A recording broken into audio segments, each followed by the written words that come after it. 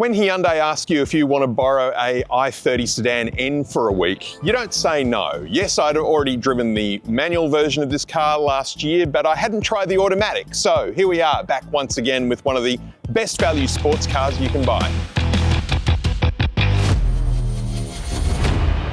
Hello, I'm Alex Dalrymple. This is my channel, Four Wheels and a Seat, where I review new cars every week for people who might need to buy a new car and don't know which way to turn. I can help you out with a simple, easy to understand, jargon-free review. Another satisfied customer. He hit subscribe and you can too. Don't forget the notification bell, and if you enjoy the video, please do give me a like. So what's different between the 2023 and the 2024? Well, as far as I can tell, not a heck of a lot. And that's okay because it looks really good anyway, although the front grille here has had a bit of work done on it. Hyundai's new design language includes full width LED lights that you might have seen in the new Sonata and also in the Staria. They haven't done that here, but they do have a bit of a nod to it with this chrome strip here running across the front of the bumper. Also, the lower grille area here has been redesigned a little bit and probably looking more aggressive than ever. Very low to the ground, and I may have scraped this on my driveway, but shh, don't tell Hyundai. 19-inch black alloys look fantastic. The interesting thing about the i30 Sedan is when I reviewed the hybrid version of this car, the regular one, I was completely underwhelmed at how it looked. It looks really plain compared to this, but once you put all the body effects on it and the large wheels, it really looks amazing. It's a chameleon of a car. We've got these wonderful creases here through the metal work. They've hung around from the previous year's model as well. This is the top spec sunroof model, which comes at a $2,000 premium. So we've got a sunroof up on top there. I like the ground effects down there with the red and the N badge. Back here, this car is obviously in the Hyundai signature performance blue color, and it contrasts so nicely with this black spoiler here at the back, the black i30 badge. And just to prove that this is a practical sports car, we've got a 464-litre storage space here in the boot with some extra support struts there in bright red, can't miss them. And another difference between this car and the regular i30 is the full width LED going across the boot here, which I really like. And something that Jason, who films these videos, gets very excited about are the exhausts here at the back. They're not just for show, they make an epic noise as well. Love the blacked out Hyundai logo down here on the bottom of the nose. Under the bonnet, it's a bit heavy actually, is the same 2-litre 4-cylinder twin turbo engine we had last year. Didn't need an update, so we've still got the same 206 kilowatts of power, 392 Newton meters of torque, shooting this car to 100 k's per hour in 5.3 seconds. Power going to the front wheels only via an 8-speed dual clutch wet automatic transmission. Fuel economy is, who cares? You're not buying this for fuel efficiency anyway. No big changes in the interior for 2024, and that's just fine because it's really good the way it is. I like this design. It's amazing again how much more premium this looks than the regular i30.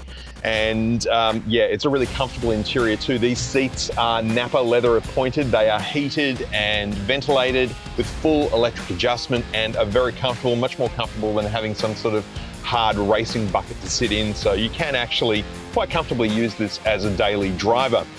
The center console screen, unlike a lot of Hyundai cars, has not had its software updated. So unfortunately, we're still without wireless Apple CarPlay or wireless Android Auto. But having said that though, the software on this car is amazing. Hyundai have packed so much customization and versatility into the way this car can be tuned. The rest of the interior, pretty much the same as the manual version, except of course we've got a automatic gear shifter here, drive mode buttons down there, big handbrake, and under the center console lid here, smallish bin. The steering wheel is a little bit different in this car, mostly because it has an NGS button, which stands for N Green Shift. Pushing this button gives you an extra 7 kilowatts of power and certainly gives you a lot more noise from the exhausts and does more aggressive shifting as well, but it only does it for 20 seconds and then it switches off and goes back to normal. But a few seconds later, you can push it again. It's like being in a PlayStation game. The digital instrument cluster can also be changed and has a few different display modes, again, depending on what drive mode you're in, or you can select the mode yourself. And then there's also the N mode screen showing you a lot more performance information and giving you one big dial in front of you so you can clearly see what the engine revs are doing. The doors, we've got blue stitching here to match the exterior of the car. It's a little bit plasticky, but that's okay, it looks good. 8-speaker Bose sound system as well, which sounds all right. Visibility all around is very good, although the bonnet does kind of slope down to a very low angle there, so you can't quite see the front corners of the car, but throughout the rest of the glass house, yeah, you've got pretty good visibility, plus blind spot monitors in the wing mirrors. Okay, checking out the back seat of the i30 Sedan N, and yeah, it's pretty good. The seat's probably a bit further forward than it would normally be, but you know, I'm 190 centimeters tall.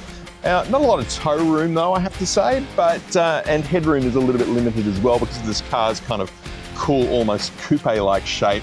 It does have a low ceiling, so yeah, not the best, but it's okay. Also, no center armrest here, and yeah, look, the seat's pretty comfortable. It's all right. But do you really care about what's going on in the back seat when you're driving this car? I don't think so. There are a few F words that leap to mind while you drive this car. Two of them are firm and fast. The third one, well, you might hear me utter that when I do a 0 to 100 dash. Is the i30 Sedan N a turn-back car, a car so good looking that you have to turn back and look at it after you've parked it? Yeah, yes it is. In fact, you don't even have to park it to look at it. It is just so eye-catching, especially in the signature performance blue colour that this car is in. And it does get a fair bit of attention. I've noticed a lot of sideways glances from people walking down the street. And I'm sure it's not just the noise from the exhaust that's doing that. Speaking of noise from the exhaust, hear that? A little bit of pop and crackle. Well, that happens anytime you're in second gear and you take your foot off the accelerator, you get that lovely little bit of noise. That only happens in N mode, however. It doesn't happen in any of the other normal driving modes. So if you really want to be ostentatious and make a bit of a scene of yourself, then put the car in N mode. Just quietly, I may have been driving around in it all week.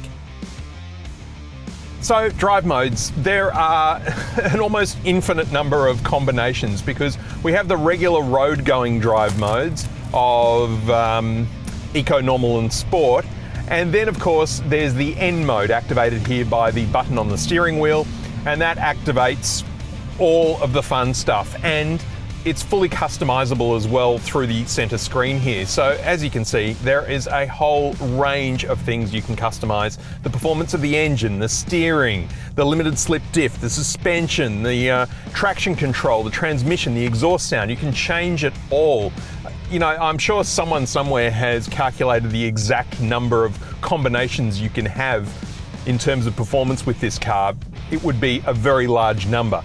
But because of the feel of this car and the noise it makes, I keep on instinctively going for the gear shifter thinking that it should be a manual when it's not. It's an auto. I don't need to have my hand on it. Now, the noise from the exhaust isn't the only thing you're going to hear in this car. Unfortunately, there is also, like a lot of new Hyundais, a lot of beeping. And unlike some newer cars, you can't deactivate the speed sign recognition sound without deactivating the whole system, which is really annoying. The Genesis GV80 I had last week allowed you to mute the sound but keep the speed sign recognition on, so you can always see what the speed limit is where you're driving. This car doesn't let you do that. You have to shut the whole system down to stop the beeping, and the beeping is incessant, as I've complained before. This system often gets it wrong, which makes for a lot of unnecessary beeping. Yeah, so the ride is quite firm. There's no question about that. It's probably one of the firmest riding cars I've ever been in, but you know, you actually do get used to it a little bit. This car was actually set in its firmest mode when I picked it up, and I haven't really felt the urge to turn it off all week because I really enjoy that extra bit of dynamism when I'm going around corners at speed. So you do get used to it, but you can soften things up if you've got passengers in the car and you know, you obviously don't want them jarring their backs or feeling motion sick, so you can sort of tame it a little bit that way. The i30 Sedan N is just one of those cars that you just want to drive. You know, you look for any excuse to get behind the wheel of this car to take it for a spin. I had my kids asking me to take them to their friend's house during the week, and you know, normally it's like, oh, gee, do I have to do that? But now with this car, it's like, yeah, let's go for a drive. I'm up for a drive. It's just such a fun car to drive. You just want any excuse to get behind the wheel. The great danger with performance cars like this, of course, is that they're pretty much saying to you the whole time, come on, I've got more, I can go faster. But of course your driver's license is saying the opposite. It's saying, no, slow down, be safe, be careful. All right, we've got a speed limit change here. So let's hit the green shift button and see how quickly we can add a few extra Ks to our speed.